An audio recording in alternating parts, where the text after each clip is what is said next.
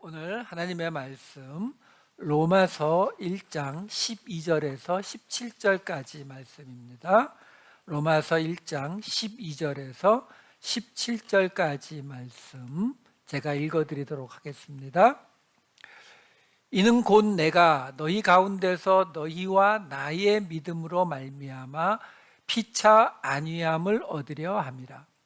형제들아, 내가 여러 번 너희에게 가고자 한 것을 너희가 모르기를 원하지 아니하노니, 이는 너희 중에서도 다른 이방인 중에서와 같이 열매를 맺게 하려 함이로되 지금까지 길이 막혔도다. 헬라인이나 야만인이나 지혜 있는 자나 어리석은 자에게 다 내가 빚진 자라. 그러므로 나는 할 수 있는 대로 로마에 있는 너희에게도 복음 전하기를 원하노라. 내가 복음을 부끄러워하지 아니하노니 이 복음은 모든 믿는 자에게 구원을 주시는 하나님의 능력이 됨이라. 먼저는 유대인에게요, 그리고 헬라인에게로다. 복음에는 하나님의 의가 나타나서 믿음으로 믿음에 이르게 하나니, 기록된 바 오직 의인은 믿음으로 말미암아 살리라 함과 같으니라. 아멘. 지난주에 우리는 사도 바울이 로마 교회에 어떤 신령한 은사를 나누어 주고 싶다고, 그래서 로마 교회를 견고하게 해주고 싶다라는 말을 했었습니다. 거기서 그 신령한 은사가 성령의 은사, 그렇죠? 근데 그 성령의 은사가 뭐였다고요? 고린도전서 12장과 14장 사이에 있는 13장 사랑. 결국 사도 바울이 로마 교회에 원하고 있는, 지금 이 편지를 쓴 이유가 뭐라고요? 그 로마 교회 안에서 유대인 추방령으로 쫓겨갔던 유대인 그리스도인들이 돌아왔을 때 로마 교회의 이방인 그리스도인들이 그들을 제대로 받아들이지 않고 갈등이 일어난, 그렇죠? 그 교회를 다시 사랑으로 회복시키기를 원하는, 그래서 그것이 바로 어떤 신령한 은사를 나누어 주어서 너희를 견고하게 하기를 원했다라는 게 그게 바로 지난주 11절까지의 이야기였어요. 자, 오늘 12절부터 들어가 봅니다. 1장 12절 보시면, 이는 곧 내가 너희 가운데서 너희와 나의 믿음으로 말미암아 피차 안위함을 얻으려 함이라. 여기서 보면요, 이는 곧 이렇게 나와요. 정확히는 그래서 이렇게 뭐 이런 정도에 돼요. 이 투토라고 하는 지시대명사에 이 대라고 하는 접속사가 붙은 거기 때문에, 그러니까 무슨 말이냐면은 앞에 있었던 내가 어떤 신령한 은사를 너희에게 나누어 주어 너희를 견고하게 하려 함이니, 이것은 내가 너희 가운데서 너희와 나의 믿음으로 말미암아 피차 안위함을 얻으려 함이라. 이렇게 이어지는 말이거든요. 자, 문제가 뭐냐면 여기 지금 피차 안위함을 얻으려 함, 이게 한 단어예요. 한 단어인데 쉼파라 칼레오라고 하는 한 단어거든요. 근데 이게 좀 말이 좀 이상하잖아요. 여러분 한번 생각해 보세요. 지금 이게 문맥이, 지금 사도 바울이 로마 교회에다가 이야기하고 있는 게 뭐냐면, 내가 너희의 지금 그 교회에서 일어난 갈등과 분열 때문에 내가 너희에게 성령의 은사인 사랑을, 너희가 복음은 이미 들었는데 그 복음의 핵심에 사랑이 있다는 걸 너희가 몰라서 지금 서로 간에 갈등이 생기고 있으니까 내가 너희에게 그 신령한 은사를 나누어 주어서 너희를 견고하게 하려고 한다. 이것은 너희 가운데에서 너희와 나의 믿음을 통해 가지고 너희도 나도 피차 안위함, 위로함이거든요. 영어의 컴포트예요. 안위함을 얻으려 한다. 뭐 말 자체는 큰 문제가 없는 것 같은데, 지금 이게 사도 바울이 로마에 보내는 편지에 맨 앞에 인사말이 있었고 그 다음에 지난주 이야기에 이어지는 이야기인데 결국 무슨 이야기가 되는 거예요? 사도 바울이 로마 교회의 분열을 다시 견고하게 회복시키려고 하는 이유가 뭐냐면 너희도 교회가 분열되지 않아서 위로함을 받고 나도 내 사역을 했더니 그 사역이 성공적으로 되는 걸 보면서 교회가 다시 세워지는 걸 보면서 나도 위로함을 받으려고 한다?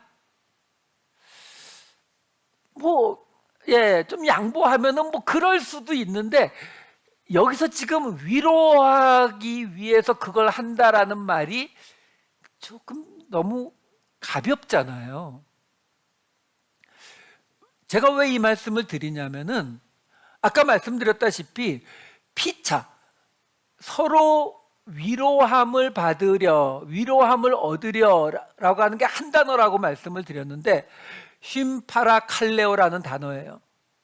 근데 이 단어가 어떤 단어냐면은 파라칼레오라는 단어가 있어요. 파라칼레오가 뭐냐면 부르다, 부르니까 요청하다, 그래서 권면하다, 그래서 위로하다 이런 뜻이 다 있어요. 위로하다의 뜻도 있어요. 그러니까 안위하다라는 게 잘못된 번역은 아니에요. 근데 그 앞에 사도 바울이 뭘 붙였냐면은 쉰이라고 하는 전치사를 붙여놓은 거예요. 그래서 쉰 파라칼레오 이렇게 되는 거거든요. 근데 이 쉰이라고 하는 이 전치사의 뜻이 뭐냐면 위드예요. 함께. 그런데 쉼 파라칼레오, 이 파라칼레오가 부르다, 요청하다, 권면하다, 위로하다 이런 뜻인데 이 파라칼레오라고 하는 이 단어도 칼레오라고 하는 단어 앞에 파라라는 전치사가 붙은 거예요. 파라는 영어의 from에 가까워요. 문제는 여러분 우리가 누가복음을 할 때에도 이런 게 많이 나왔었어요. 사도 바울이나 누가는 바울의 제자였으니까 이 글을 쓰면서 어떤 단어를 강조하고 싶을 때에 그 단어 앞에 별로 의미가 없는 전치사를 붙여가지고 의미는 똑같은데 다른 곳에 있는 단어와는 모양이 다른 단어를 사용하는 이런 케이스를 자주 사용했거든요. 근데 칼레오라고 하는 단어가 부르다의 뜻인데 이 칼레오라는 단어에는 위로하다 이런 뜻 없어요. 근데 여기에 파라라는 단어가 전치사가 붙어서 파라칼레오가 되면은 요거는 아까 말씀드린 대로 부르다, 요청하다, 권면하다, 위로하다 이런 뜻이 있는 거예요. 근데 그 앞에 또 지금 사도 바울이 함께라는 뜻을 가진 쉰이라는 전치사를 붙였는데 요 쉰이라는 전치사는 뜻없이 붙는 전치사가 아니에요. 그러니까 함께라는 말이 꼭 붙어가는 전치사예요. 그러니까 오늘 나온 이 쉼파라칼레오라고 하는 이 단어가 피차 아니함, 피차라는 게 지금 함께 너도 나 그렇죠? 그래서 영어를 보면은 영어 성경은 대부분 어떻게 해석했냐면 be comforted together까지 붙여놓고 있거든요. 왜? 이 맨 앞에 붙은 이 단어가 있기 때문에. 그러니까 제가 지금 무슨 말씀을 드리는 거냐면 이 쉼파라칼레오라고 하는 이 단어가 신약 성경 전체에 여기 딱 한 번밖에 안 나오는 단어예요. 그 말은 뭐냐면 사도 바울이 의도적으로 만들었든지 아니면 바깥 세상에서는 쓰이는 단어이지만 여기에 하나 갖다 놓은 단어죠. 그러니까 이 단어에서 뭘 강조하는 단어예요? 맨 앞에 붙은 이 쉰이라고 하는 전치사예요. 함께라는 거. 그러니까 지금 이 12절 본문에 나오는 것처럼 사도 바울이 내가 너희 가운데에서 내 믿음과 너희 믿음을 통해 가지고 우리가 함께 위로를 받았다 보다는 쉼파라칼레오, 칼레오가 본래 무슨 뜻이라고요? 부르다. 파라칼레오도 부르다. 함께 부르다. 근데 이 단어가 여기 수동태로 사용됐어요. 함께 부르심을 받다. 함께 부르심을 받다. 어디서 많이 들어본 말 같지 않으세요? 요 끝에 있는 칼레오, 쉼 파라 칼레오. 칼레오라고 하는 뜻이 부르다의 뜻이에요. 여기에 프롬의 뜻을 갖는 에크라는 전치사가 붙은 게 에크칼레오. 에크칼레오가 뭐냐면 에클레시아, 교회예요. 그래서 에클레시아 교회라고 하면은 그 말의 뜻이 뭐예요? 부르심을 받고 자기가 있던 자리로부터 나온 사람들. 그러니까 여기에 지금 피차 아니함을 얻으려 함이라라는 말을 우리가 이 함께라는 말에 강조하면서 해석을 해보면은, 수동태라는 걸 감안해서 해석을 하면은, 내가 너희 가운데에서 너희와 나의 믿음을 통해서 함께 부르심을 받고자 하노라, 이 해석이 가능하다는 거예요. 함께 부르심을 받고자 하노라가 무슨 말이에요? 너희 가운데에서 너희와 나의 믿음을 통해 우리가 함께 부르심을 받기를 원한다. 함께 한 교회가 되기를 원한다. 한 공동체가 되기를 원한다. 이렇게 해석이 가능하다라는 거예요. 자, 이렇게 해석하는 이유가 뭐냐면, 지금 이렇게 하지 않으면은 각 절들이 다 따로따로의 이야기가 돼요. 그렇지 않다고요. 지금 컨텍스트를 쭉 따라가야 되는 거니까. 그러면 그 다음에 이어지는 13절을 보면은 이렇게 이어지거든요. 형제들아, 내가 여러 번 너희에게 가고자 한 것을 너희가 모르기를 원하지 아니하노니 이는 너희 중에서도 다른 이방인 중에서와 같이 열매를 맺게 하려 함이로되 지금까지 길이 막혔도다. 자, 여기서요, 지금 사도 바울이 이제 무슨 이야기를 꺼내고 있는 거냐면, 내가 너희에게 가고자 한 것을 모르기를 원하지 않아. 그러니까 나 너희에게 가려고 굉장히 노력했어. 왜요? 지금 바울이 로마 교회에 가본 적이 있어요? 없어요? 없죠. 아직 한 번도 안 가봤어요. 가려고 했는데 못 가고 있었죠. 근데 지금 그 로마 교회에 있는 이 편지를 받아볼 로마 교회에 있는 이방인 그리스도인들이 지금 이거 문제가 왜 생겼다고요? 쫓겨났다 돌아온 유대인 그리스도인들 자꾸 거부하고 그 사이에 갈등이 생겨서, 그렇죠? 근데 바울은 어디 사람이죠? 유대인 그리스도인이요, 바울이. 그렇죠? 그러니까 바울은 지금 뭘 설명해야 돼? 일단 이 편지를 보냈을 때 그 갈등이 심했다면은 편지 보내오면 사람들이 그 편지 받고 뭐라고 하겠어요? 이거 유대인 그리스도인, 유대인이잖아 이 사람, 어차피 그쪽 편에서 썼겠지 뭐, 이렇게 되지 않겠어요? 지금 사도 바울이 이야기하는 거죠. 내가 너희에게 어떤 신령한 은사, 사랑을 나누어 주어서, 내가 너희한테 가서 그 신령한 은사, 사랑을 나누어 주려고 하는데 그 이유가 뭐냐면 너희와 함께 부르심을 받은 교회 공동체가 되기를 원해서 그렇다. 내가 너희를 무시하거나 너희를 생각 안 하고 있었던 게 아니다. 내가 여러 번 너희에게 가려고 했는데 길이 막혔다. 내가 왜 너희한테 그렇게 여러 번 가려고 했느냐면은 다른 이방인 중에서와 같이 너희도 열매를 맺게 하려고. 자, 열매. 우리 나왔었죠? 어디서 나왔었어요? 갈라디아서에서도 나왔잖아요. 갈라디아서 5장 19절과 22절에 뭐가 나왔었어요? 육체의 일은 분명하니 곧 음행과 더러운 것과 호색과 줄줄줄줄 나왔었고, 22절에 오직 성령의 열매는 사랑과 희락과 화평과. 이거 말씀드릴 때 이게 뭐라고 했어요? 성령의 9가지 열매, 우리가 그 경지에 도달해야 된다고요? 아니요. 이거는 성령의 열매들을 통해서 뭐가 이루어지는 걸? 교회가 이루어지는 거라니까요. 까먹으셨죠? 다시 말씀드릴게요. 성령의 열매와 같은 게 뭐가 있어요? 에베소서에 나오는 빛의 열매가 있죠. 에베소서 5장 9절에서 10절.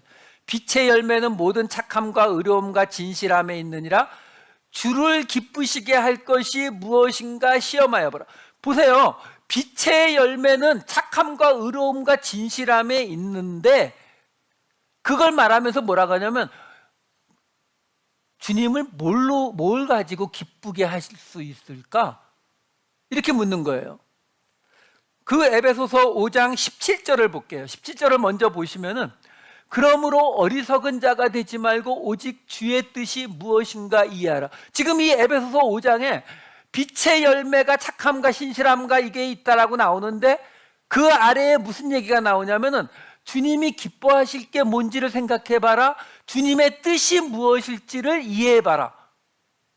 지금 계속 그 얘기를 하고 있는 거거든요. 근데 이 이야기가 어떻게 시작된 이야기냐면 에베소서 5장 1절에 이렇게 시작된 거예요. 그러므로 사랑을 받는 자녀같이 너희는 하나님을 본받는 자가 되고, 그 다음에 제가 안 써놨는데 그 다음에 뭐라고 이어지냐면, 그는 우리를 위하여 자신을 버리사 향기로운 제물과 희생 제물로 하나님께 드리셨나이다. 그러니까 예수님이 우리가 사랑을 받는 자녀같이 하나님을 본받는 자가 되고 라고 이야기하면서 2절로 넘어가면은, 그리스도께서 너희를 사랑한 것 같이 사랑 안에 행하라. 그 그리스도는 우리를 위하여 당신을 향기로운 제물과 희생 제물로 하나님께 드렸느니라. 이렇게 나오거든요. 근데 이 말이 에베소서 5장 24, 25절에는 또 이렇게 나와요. 그러므로 교회가 그리스도에게 하듯 아내들도 범사에 자기 남편에게 복종할지니라. 남편들아 아내 사랑하기를 그리스도께서 교회를 사랑하시고 그 교회를 위하여 자신을 주심같이 하라. 지금 무슨 말이냐면은, 오늘 아까 화면에 안 나왔지만 에베소서 5장 2절 3절에 보면은 예수님이 돌아가신, 십자가에서 죽으신 사건을 우리를 위하여 하나님 앞에 당신을 제물로 드렸다라고 말했거든요. 근데 지금 여기 5장 25절을 보시면은 예수님께서 자신을 주신 게 뭐라고요? 교회를 위하여. 그러니까 예수님이 돌아가신 그 사건이 우리를 위한 것이면서 동시에 뭐라고 말하고 있는 거예요? 교회를 위한 것이다. 그래서 이 에베소서 5장의 끝이, 결론이 5장 32절이 이렇게 나와요. 이 비밀이 크도다. 나는 그리스도와 교회에 대하여 말하노라. 결국 지금 우리가 열매라는 말이 나와서 본 건데, 갈라디아서에 나오는 성령의 열매도, 그리고 에베소서에 나오는 빛의 열매도 결국 뭐 때문에 하는 이야기라고요? 그리스도와 교회에 대해서요. 그러니까 예수님이 바로 그 교회 때문에 돌아가셨다라고 말하고 계시는 거예요. 자, 결국 지금 나오고 있는 이 성령의 열매, 그것처럼 우리 아까 보았던 1장 13절을 다시 한 번만 좀 보여주세요. 거꾸로 가서 1장 13절 오늘 본문을 보시게 되면은 뭐라고 나왔어요? 너희 중에서도 다른 이방인 중에서와 같이 열매를 맺게 하려고. 다시 말해서 다른 이방인이 누구예요? 갈라디아와 마게도냐와 에베소, 아시아 지역에 사도 바울이 세운 교회들이요. 그 교회들처럼 너희에게서도 그 교회의 열매를 맺게 하려고 너희에게 가려고 했는데 지금까지 길이 막혔다. 그리고 14절로 넘어가는 거예요. 1장 14절, 헬라인이나 야만이나 지혜 있는 자나 어리석은 자에게 다 내가 빚진 자라. 여기 야만인이라고 번역이 되어 있는데 이 단어 자체가 야만인이라고 하는 번역은 조금 어울리지 않고요. 외국말을 사용하는, 이게 바바로스라고 하는 단어인데, 바바로스라는 이 단어가 어디서 왔냐면, 우리 외국 알아듣지 못하는 외국 사람이 와서 말하면 우리말로 뭐라고 말해요? 살라살라 뭐 이런 말 쓰잖아요. 그렇죠? 그게 이 그리스 사람들은 뭐라고 표현했냐면은 바르르 바르르, 자기들이 못 알아듣는 외국어를 하면은 바르르 바르르 이렇게 표현을 했어요. 그래서 고린도전서 14장 11절에 보면은 그러므로 내가 그 소리의 뜻을 알지 못하면 내가 말하는 자에게 외국인이 되고, 여기 외국인으로 번역된 단어가 같은 단어예요. 바바로스. 말하는 자도 내게 외국인이 되리니. 그러니까 여기 야만인이라는 뜻이 아니라, 왜? 이거 지금 로마 교회에 보내는 거예요. 로마 교회의 헬라 사람들이에요? 아니요, 라틴 사람들이죠. 라틴어를 사용하는. 근데 그들에게 보내는데 지금 사도 바울이 뭐라고 말하냐면은 14절 다시 한 번만 보여주세요. 헬라인이나 다른 헬라어가 아닌 다른 언어를 사용하는 외국인이나 지혜 있는 자나 어리석은 자에게 다 내가 빚진 자라. 이 말을 왜 하냐면은 아까 말씀드린 것처럼 사도 바울은 유대인 그리스도인이고, 자기가 보내는 이 편지가 그 유대인 그리스도인들을 거부하고 있는 로마의 이방인 그리스도인들에게 보내는 것이기 때문에, 한마디로 말하면 그 사람들이 이렇게 생각할 수 있어요. 당신이 뭔데 우리한테 간섭하냐, 이럴 수 있거든요. 그러니까 사도 바울이 이야기하는 거예요. 헬라어를 사용하든 다른 언어를 사용하든 똑똑하든 똑똑하지 못하든 그 모두에게 내가 빚진 자다. 왜? 나는 이방인의 사도로 부르심을 받은 자기 때문에 지금 너희 교회에서 일어나고 있는 그 분열과 갈등의 모습에 대해서 내가 빚진 것이다. 내게 책임이 있다. 그래서 내가 지금 이 편지를 너희에게 쓰는 것이다. 이걸 설명하는 거예요. 자, 그리고 15절입니다. 그러므로 할 수 있는 대로 로마에 있는 너희에게도 복음 전하기를 원하노라. 이거는 뭐 읽으시면 이해가 될 테니까 넘어가겠어요. 자, 이제 시간을 절약했으니까 중심 구절 16절과 17절 남았습니다. 함께 보고 16절 17절 함께 보겠습니다. 16절만 나와 있나요? 아니에요. 16절만 보여주세요.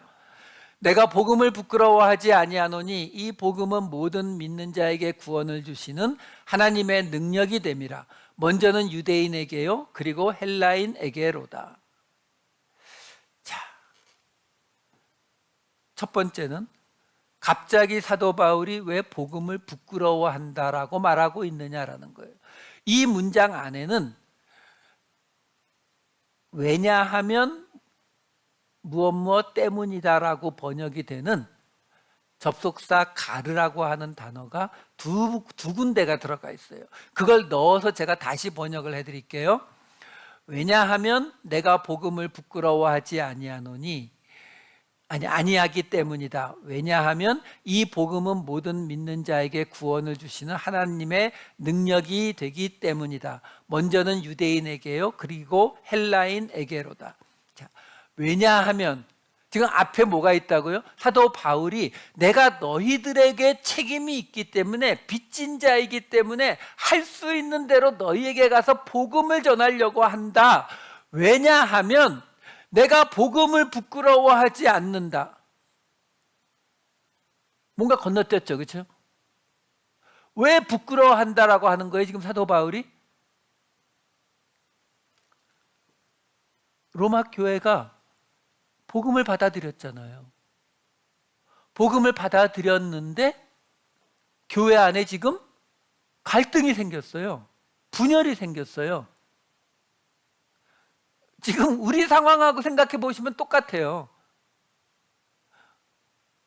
요즘 교회가 욕을 많이 먹잖아요. 이제 뭐 너무 오랫동안 먹어와서 이제 그냥 그러려니 하는 수준까지 갔는데, 그렇죠?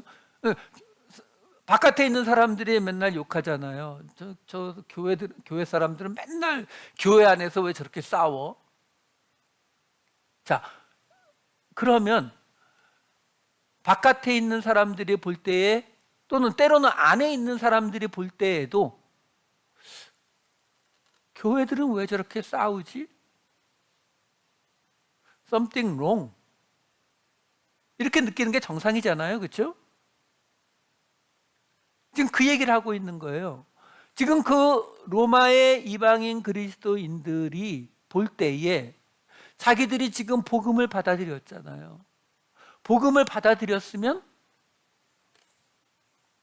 뭔가 여기는 달라야죠.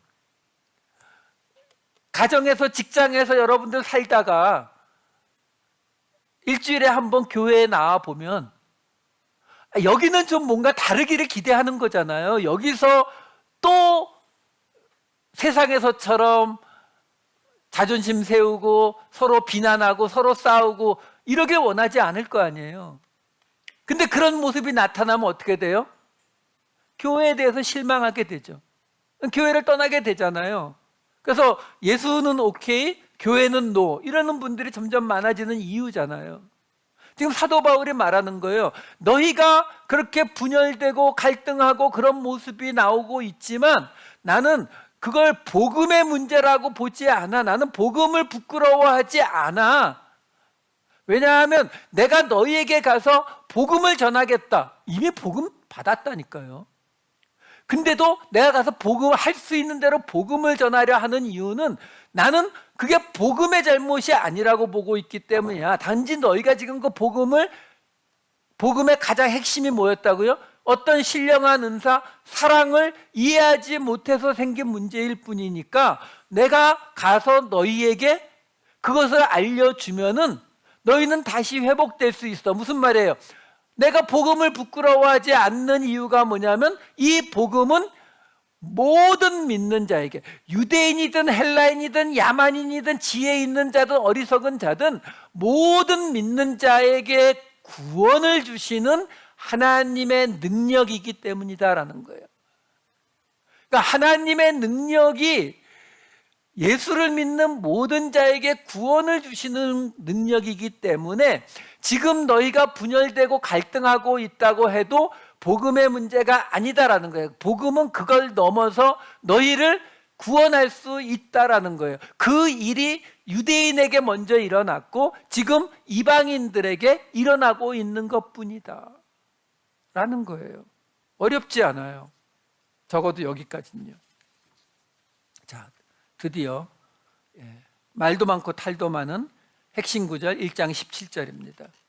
복음에는 하나님의 의가 나타나서 믿음으로 믿음에 이르게 하나니 기록된 바 오직 의인은 믿음으로 말미암아 살리라 함과 같으니라. 이신칭이 믿음으로 구원받는다, 의롭다 함을 받는다 라는 말로 유명한 근거 구절이에요. 그 해석이 틀리지는 않았어요. 요 17절만 똑 떼어서 해석해 보면은 맞아요. 하지만 지금 우리가 굳이 한 절 한 절을 계속 따라오는 이유는 지금 사도 바울이 이 문맥 속에서 무슨 이야기를 하는지를 정확히 알기 위함이거든요. 자, 앞부분부터 볼게요. 복음에는 하나님의 의가 나타나서, 자, 이제 이 의라는 단어 좀 봅시다. 왜 그러냐면 의, 헬라어로는 디카이오시네예요. 히브리어로는 제다카예요. 근데 이 단어가 우리가 구약에서는 정의와 공의로 나누어지는 이야기를 여러 번 드렸잖아요. 근데 거기에서 정의에 해당되는 부분이에요. 근데 이 의가 헬라어로 넘어오면서 헬라어로 넘어올 때에 이미 이 헬라 지역은 플라톤이 이야기하는 이 의에 대한 개념이 이미 다 퍼져 있던 때예요. 벌써 몇백 년 동안. 그래서 이 헬라 철학과 이게 믹스가 되면서 이 디카이오시네라고 하는 이 단어가 구약의 정의와 공의 두 단어를 거의 함께 표시를 합니다. 섞여버려요. 거기에다가 우리는 동양 철학이 말하는 의의 개념을 우리는 또 갖고 있어요. 그러다 보니까 이 의롭다, 의라고 하는 이 단어에 대한 개념이 성경이 말하는 개념하고 우리가 생각하는 의의 개념이 아주 많이 달라요. 그래서 당신은 의인입니다라는 말을 우리는 들으면 쑥스러워져요. 왜? 우린 의인 아닌 것 같잖아요. 그렇죠? 근데 여러분, 바로 이 같은 구절 안에 뭐가 들어가 있어요? 오직 의인은 믿음으로 말미암아 살리라 함과 같으니라. 믿음으로 말미암아 사는 게 누구예요? 우리요. 그러면 우리는 의인이다 아니다?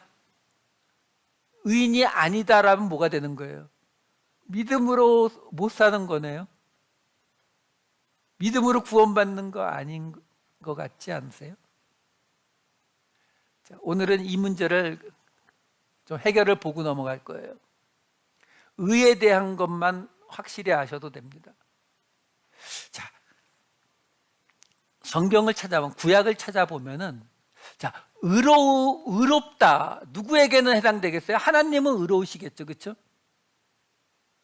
근데 생각보다 구약에 하나님이 의롭다라는 구절이 없어요.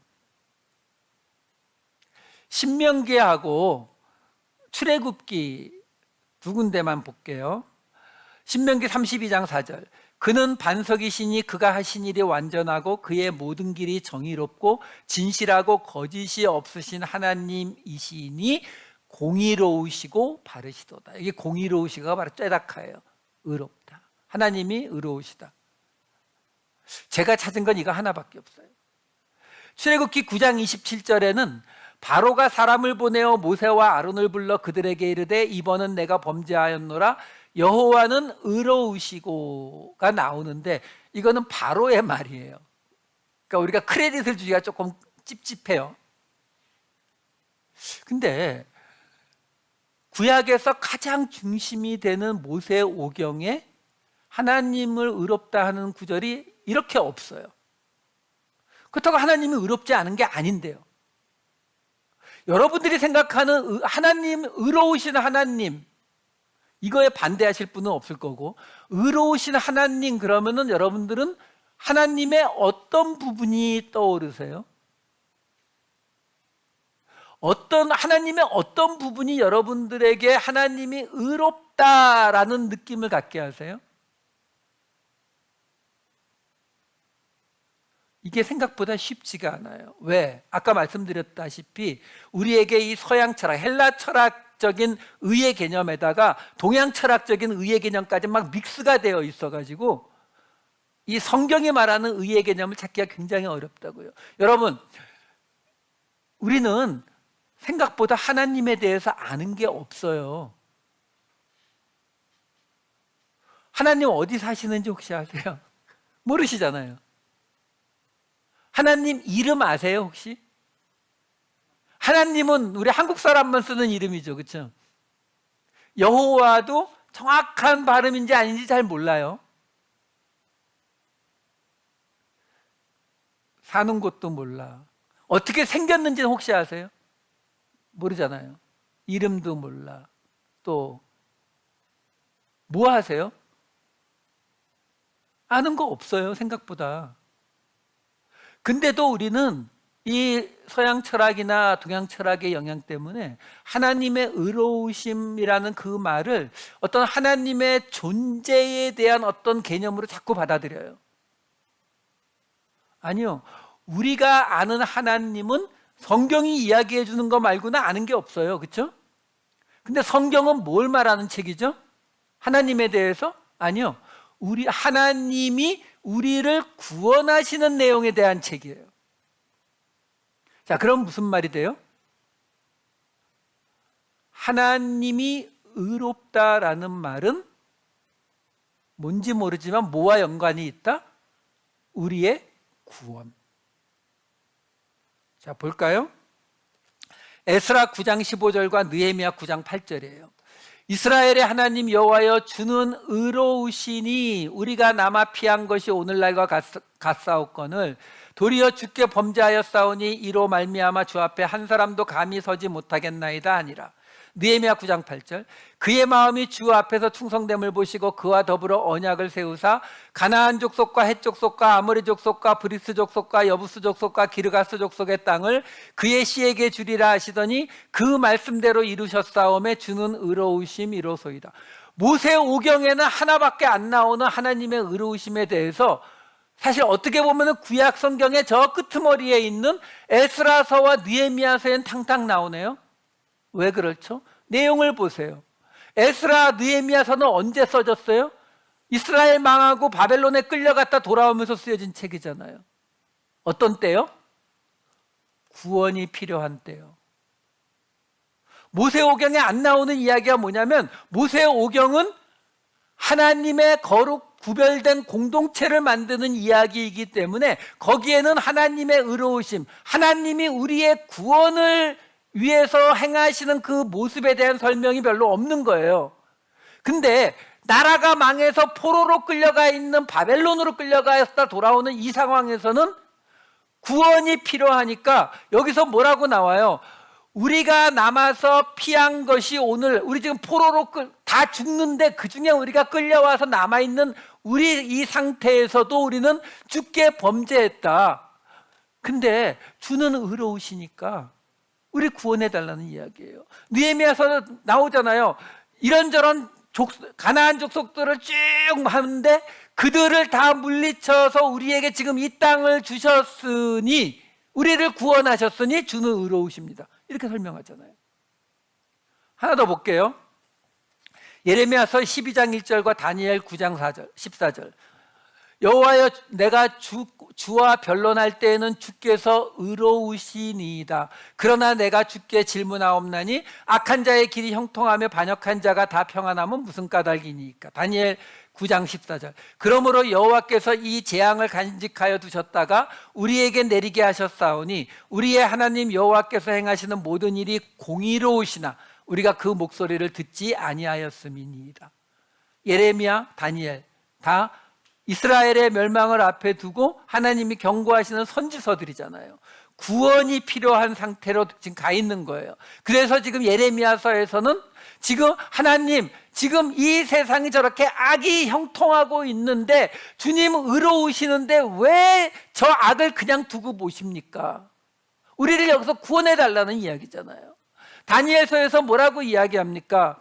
이 재앙을 간직했다가 지금 우리에게 내리게 하시는 이유가 뭐라고요?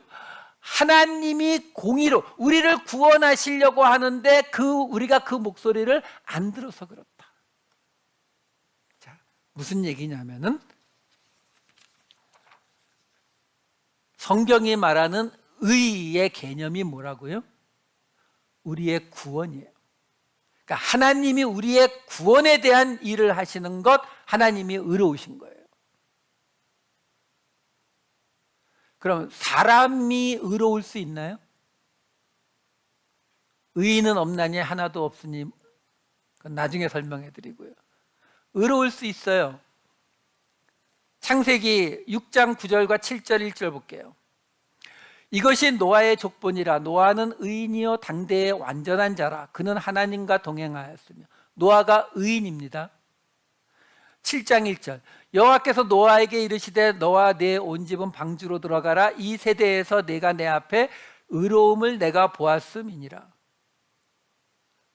노아가 뭐 해서 의로워요? 지금 6장 9절과 7장 1절 사이에 있는 내용이 뭐냐면 하나님의 명령대로 노아가 방주를 지은 거예요. 아, 하나님의 말씀에 순종했으니까 의인인가요? 예, 맞긴 하는데 더 정확히는 노아가, 하나님이 노아 남겨놓고 어떻게 했어요? 다 죽였잖아요. 그럼 노아가 죽으면 어떻게 돼요? 하나님이 우리 구원 못하죠. 다 죽었는데요. 그러니까 노아는 하나님의 말씀을 듣고 방주를 만들어서 살아남은 그 자체가 뭐예요? 하나님의 구원의 역사를 이루는 일이죠. 그래서 의인인 거예요. 그래서 이 노아의 사건을 베드로후서에서 이렇게 말해요. 베드로후서 2장 5절.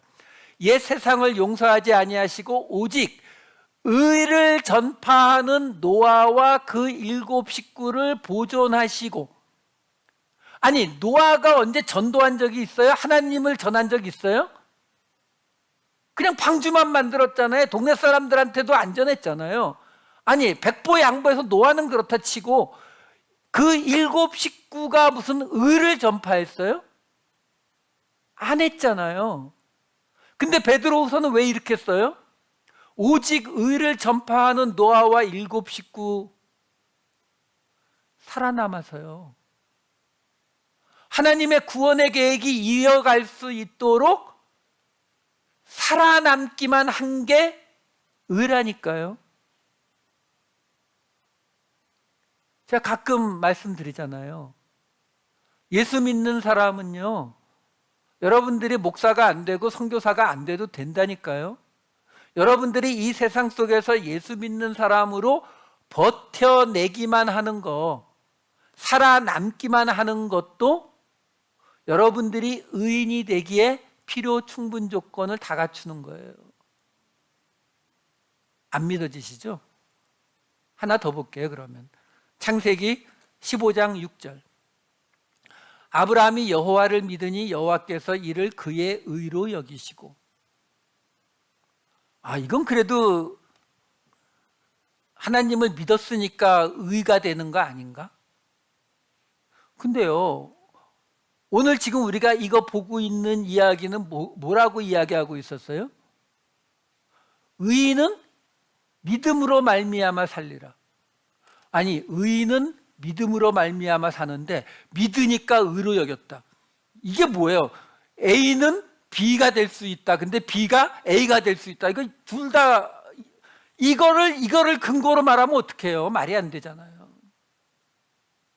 근데 아브라함이 왜 여호와를 믿는 게 의로 여겼다고요? 요 15장 1절부터 5절 사이에 무슨 이야기가 있냐면 하나님이 아브라함에게 나타나서 너에게 자손이 있을 거다. 그러니까 아브라함이 에이, 제 나이가 몇 살인데 저희 다메섹 사람 엘리에셀이 제 상속자가 될 겁니다. 그랬더니 하나님이 아니야, 너 나와봐. 하늘의 별 보여주면서 너에게서 태어날 내 자식 자손이 이 하늘의 별처럼 많아질 거야 라고 말하는 게 나와요. 그걸 아브라함이 믿으니까 여호와께서 그것을 의로 여기셨다고요. 왜요? 아브라함의 자손이 하늘의 별처럼 많아져야 하나님의 구원의 계획이 성립되니까. 그러니까 무조건 하나님, 내 비즈니스가 성공할 거를 믿습니다. 이건 믿음도 아니고 의도 아니에요. 아무 상관이 없다고요. 구원을 하나님이 이루시는 그 구원을 이루는 그것, 하나님이 행하시면 하나님의 의로우심, 우리가 행하면 우리의 의가 되는 거라고요. 그게 성경이 말하는 의예요. 그래서 이것도 똑같이 우리가 이미 보았던 갈라디아서에서 이 이야기를 이렇게 말해요. 갈라디아서 3장 6절에서 8절. 아브라함이 하나님을 믿음에 그것을 그에게 의로 정하셨다 함과 같으니라. 그런즉 믿음으로 말미암은 자들은 아브라함의 자손인 줄 알지어다. 또 여기서 한 단계 더 나갔어요. 갈라디아서는 또 하나님이 이방을 믿음으로 말미암아 의로 정하실 것을 성경이 미리 알고 먼저 아브라함에게 복음을 전하되 모든 이방인이 너로 말미암아 복을 받으리라 하였느니라. 여기에서 이방을 믿음으로 말미암아 의로 정하실 것을, 여기서 의를 뭘로 바꾸면 된다고요? 구원이요. 그러니까 이방을 믿음으로 말미암아 구원받게 할 것을 성경이 미리 알고 먼저 아브라함에게 복음을 전하되, 성경이 말하는 의는 구원. 그래도 표정이 못 믿는 것 같은 표정이어서 그러면 로마서를 가지고 설명해 드릴 거예요. 점점 길어집니다. 빨리 믿을 수 있는 표정으로 바꿔주세요. 로마서 3장 21, 22절입니다. 이제는 율법 외에 하나님의 한 의가 나타났으니 율법과 선지자들에게 증거를 받은 것이라. 곧 예수 그리스도를 믿음으로 말미암아 모든 믿는 자에게 미치는 하나님의 은이 차별이 없느니라. 그냥 읽으면 어렵게 느껴지잖아요. 쉽게 설명해 드릴게요. 이제는 율법 말고 새로운 하나님의 다른 한 가지 구원이 나타났는데 그 구원이 뜬금없이 나타난 게 아니라 이미 율법과 선지자들의 그 구약에 나와 있던 거다. 근데 그게 뭐라고요? 곧 예수 그리스도를 믿음으로 말미암아 모든 믿는 자에게 미치는 하나님의 구원이니 차별이 없다. 이 설명이에요. 쉽죠? 로마서 5장 1절. 표정이 바뀔 때까지 할 겁니다. 그러므로 우리가 믿음으로 의롭다 하심을 받았으니 우리 주 예수 그리스도로 말미암아 하나님과 화평을 누리자. 그러므로 우리가 믿음으로 의롭다 하심을 받았으니, 이거를 아까 말씀드린 대로 서양 철학, 동양 철학 개념으로 자꾸 받아들이시니까 내가 예수를 믿고 구원받았습니다, 내가 영접기도 했습니다, 세례받았습니다 한 다음에 사람들이 어떻게 바뀌어요? 의로워졌다라고 느끼죠. 아, 내가 세례도 받고 예수를 믿고 이제 구원받았으니까 난 이제 의로워졌으니까 이제 술 마시면 안 되고 담배 피면 안 되고 뭐 이런 개념으로 해석한다니까. 아니요. 우리가 믿음으로 구원을 받았으니까, 믿음으로 구원받았으니까 이제 예수 그리스도로 말미암아 하나님 앞에 못 나가던 우리가 하나님 앞에 나갈 수 있게 됐으니까 하나님과 화평을 누리자라는 거예요. 하나만 더 보고, 로마서 10장 1절에서 3절. 형제들아, 내 마음에 원하는 바와 하나님께 구하는 바는 이스라엘을 위함이니 곧 그들로 구원을 받게 함이라. 내가 증언하노니 그들이 하나님께 열심히 있으나 올바른 지식을 따른 것이 아니니라. 하나님의 의를 모르고 자기 의를 세우려고 힘써 하나님의 의에 복종하지 아니하였느니라. 무슨 말이에요? 앞에 이미 이스라엘에 관한 이야기라고 나오잖아요. 그들에게 열심히 있지만 올바른 지식이 없어서 지금 뭔가 오해하고 있었던 부분이 있다. 그러면서 3절에 뭐라고 나와요? 하나님의 구원의 방식, 예수 그리스도를 통한 은혜의 구원의 방식을 모르고 자기 구원의 방식, 율법을 통한 자기 행위의 구원의 방식을 세우려고 하나님의 구원의 방식에 복종하지 않았다. 참 쉽죠? 여러분, 정말로 이것만 확실하게 이해가 되시면은 여러분 집에 가서 이 힘들다는 로마서 한번 읽어보세요. 이 의라고 하는 단어만 구원에 대한 개념으로 다 바꿔버리실 수 있으면 웬만하면 이해되실 거예요. 그만큼 중요한 부분이에요. 디모데후서 4장 8절, 한 개 더 남았네요. 이제 후로는 나를 위하여 의의 면류관이 예비되었으므로 주 곧 의로우신 재판장이 그날에 내게 주실 것이며 내게만 아니라 주의 나타나심을 사모하는 모든 자에게 도니라. 의의 면류관은 누가 받아요? 목사? 장로? 선교사? 아니요. 이거 구원받는다는 이야기예요. 그러니까 뒤에 나오잖아요. 주의 나타나심을 사모하는 모든 자가 누구예요? 모든 성도들이요.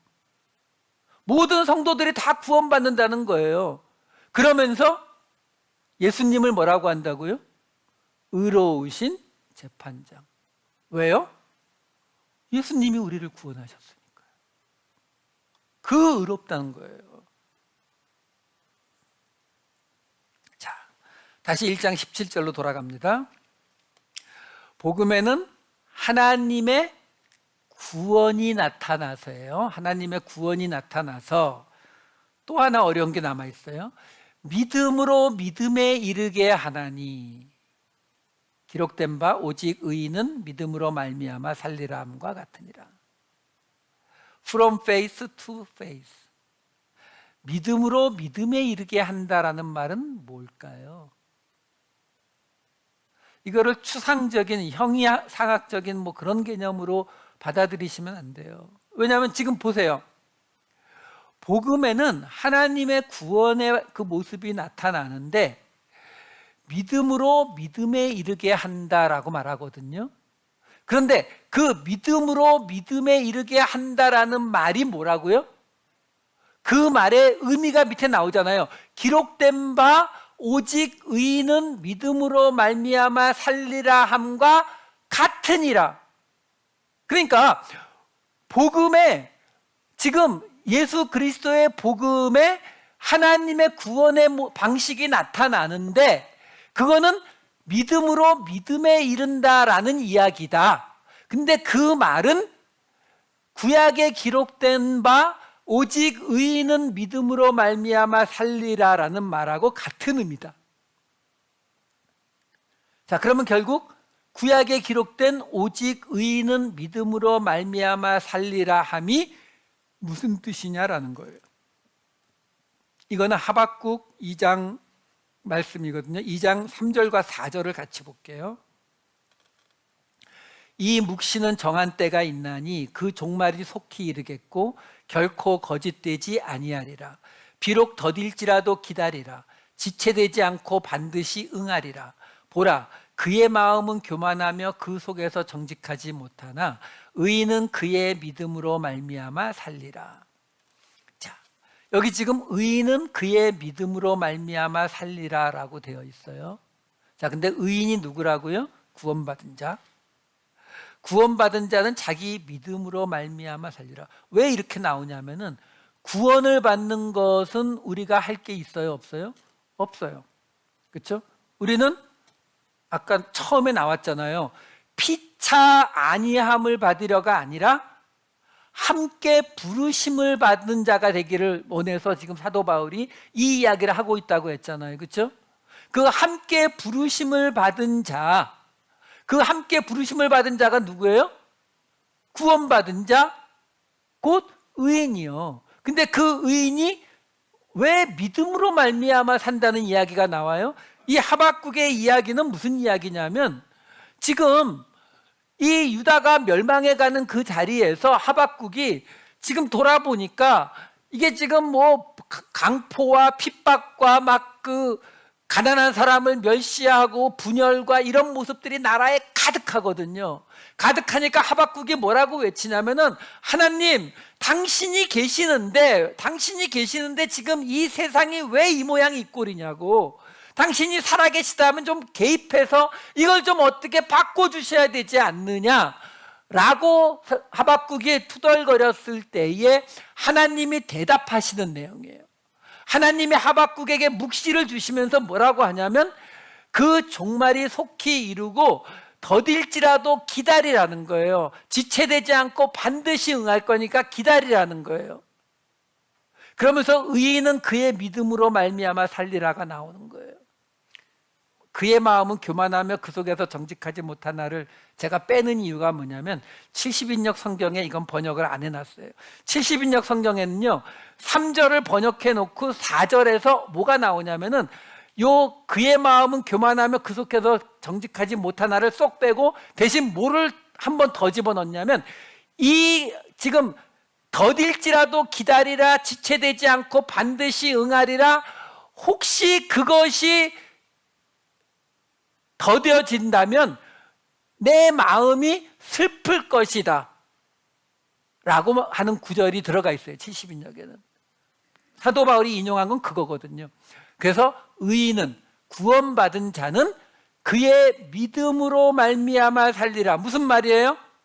지금 하박국서가 말하고 있는 건 뭐냐면 하나님의 그 날, 약속의 그 날이 온다는 거예요. 오는데 언제 온다고요? 몰라요. 하나님은 말씀하시죠. 그 종말이 속히 이르고 더딜지라도 분명히 응한다고. 근데 언제요? 몰라요. 여러분 그거 아세요? 아브라함에게 약속하신 하나님의 약속이 이루어지는 것은 이집트에서 400년의 종살이를 지나고 난 뒤에요. 그 400년 동안에 이집트에서 태어난 아브라함의 후손들은 아버지, 할아버지를 통해서 자기들이 언약을 받은 백성이란 걸 깨달았다 하더라도 그들의 살아가는 죽을 때까지 변화가 있었어요? 없었어요? 아무 변화가 없었어요. 노예로 살아가는 삶에. 출애굽을 모두 마치고 여호수아 시절에 약속의 땅에 들어가서 각자 땅을 받았잖아요. 하나님이 아브라함에게 약속하신 대로 자손과 땅의 약속이 이루어졌잖아요. 이루어졌지만 실제로 그들이 원했던 왕, 다윗 왕을 세우는 데까지는 사사기의 기간, 적어도 350년의 기간에 기다림이 또 있었어요. 남유다가 멸망하고 나서 예수님이 오실 때까지, 이 남유다가 멸망하고 나서 그 다음에 쓰여진 말라기까지의 책까지 다 포함을 시켜도 다 끝나고 나서 예수님 오실 때까지 또 400년간의 침묵의 기간이 또 있었습니다. 그 기간 안에 태어난 하나님을 믿는 사람들은 어땠을까요? 우리는 하나님께 기도하면서 하나님이 응답해 주시기를 원하고, 하나님이 우리 삶에 개입해서 내가 생각하고 있는 잘못된 부분들은 바뀌고 좋은 부분들은 더 축복해 주시기를 원하잖아요. 예, 하나님이 그렇게 하기도 하세요. 다윗의 때가 있었고 여호수아 때가 있었고 예수님의 때가 있었던 것처럼 하나님의 때가 분명히 더딜지라도 임합니다. 언젠가는. 문제는 우리가 살아가고 있는 지금 이 때가 그 하나님의 때에 맞는지 안 맞는지는 아무도 몰라요. 만약에 우리가 그 400년 동안, 350년 동안 그 기간 안에 우리가 지금 들어가 있다면 우리는 어쩌면 아무리 부르짖어도 하나님이 응답하지 않는 상황을 만나게 될 수도 있어요. 우리가 죽을 때까지. 근데 얘기하시는 거예요. 더딜지라도 기다리라. 지체되지 않고 반드시 응하리라. 그래서 구원받은 자는 믿음으로, 어떤 믿음이요? 반드시 응할 것을 기대하는 믿음. 그게 없으면 안 돼요. 믿음으로 산다는 거예요. 왜요? 우리의 삶 속에서 하나님이 내가 월요일 날 아침에 기도했더니 화요일 날까지는, 아니면 5 비즈니스 데이 안에는 하나님이 연락하기로 되어 있으면 저도 좋겠어요. 그러면 교회가 꽉꽉 찰 거예요. 모든 교회마다. 교회 와서 하나님 앞에 기도하면은 at least 5 비즈니스 데이 안에 하나님이 연락해 주신다. 이건 뭐 다 오죠. 근데 아니거든요. 그래서 의인은, 구원받은 자는 믿음으로 그 기간을 기다려내야 산다라는 말이 나오는 것이고, 오늘 본문은 바로 그 부분을 인용해 온 거예요. 자, 그러면 지금 마지막 그 1장 17절에 나왔던 그 이야기를 다시 한번 마지막으로 정리해 보자고요. 1장 17절. 복음에는 하나님의 구원의 모습이 나타나서 우리가 그 하나님의 때가 올 것을 믿는 그 믿음으로 구원에 이르게 되나니, 기록된 바 오직 구원받은 자는 그 기다릴 수 있는 믿음으로 말미암아 살리라. 영생을 얻게 함과 같다라고 설명하고 있는 것입니다. 자, 이 이야기가 결국 뭘 이야기하고 있는 거라고요? 분열하고 있는 로마 교회 교인들에게 사도 바울이 내가 가서 신령한 은사 사랑을 나누어 줌으로 너희를 회복시키려고 한다. 그런데 너희 스스로 볼 때에 교회가 이게 뭐냐, 복음이라는 게 이거밖에 안 되냐라고 생각할지 몰라도 복음은 결코 부끄럽지 않다. 그거는 복음의 잘못이 아니다. 충분히 회복된다. 지금 회복되는 것 같지 않고 지금은 너무 어려운 것 같이 느껴질지 몰라도 하나님은 분명히 당신의 이 의로우심을 이루신다. 우리의 구원을 이루신다. 너희와 함께, 내가 너희와 함께 그 믿음으로 하나 함께 부르심을 받은 공동체가 이루어진다. 고로 구원받은 자 너희들은 그 날이 이를 것을 믿는 믿음으로 살아가게 될 것이다. 이 설명을 해주시는 것입니다. 여러분, 그래서 결론이 뭐라고요? 여러분은 의인이다 아니다? 의인이에요. 구원받으셨잖아요. 하나님이, 제가 계속 참 쉽죠, 그렇죠? 왜? 우리가 하는 거 아니니까. 우리가 하는 거 아니에요. 우리를 부르셔서 함께 부르심을 받은 자로 모아놓으셨어요. 이제 우리가 하는 건 뭐예요? 앞이 안 보이는 것 같아도, 내 삶이 힘들어도 버텨내고 기다리기만 하면 돼요. 왜? 하나님이 이루실 거니까. 그거 약속하셨으니까요. 여러분은 의인이세요. 이 희망을 가지시고 또 새로운 한 주 잘 버텨내시기만 합니다. 잘 살아남으시는 저와 여러분 되시기를 우리 주님의 이름으로 축원합니다. 기도하시겠습니다. 사랑이 많으신 아버지 하나님, 우리의 구원을 이루시는 의로우신 하나님, 그 하나님의 뜻은 분명히 이루어질 것을 믿습니다. 아버지 하나님, 저희로 어둡고 힘든 세상 속에서 흔들리더라도 불안하더라도 이 모든 것을 이루실 하나님의 능력을 믿는 믿음으로 오늘을 또 한 주일을 버텨낼 수 있는 우리가 되게 하여 주시옵소서. 그래서 우리가 모두 함께 나와 우리의 믿음을 통해 함께 부르심을 받은 하나님의 공동체 되게 하여 주시옵소서. 감사드리옵고 이 모든 말씀 우리 주 예수 그리스도의 이름으로 기도하옵나이다. 아멘.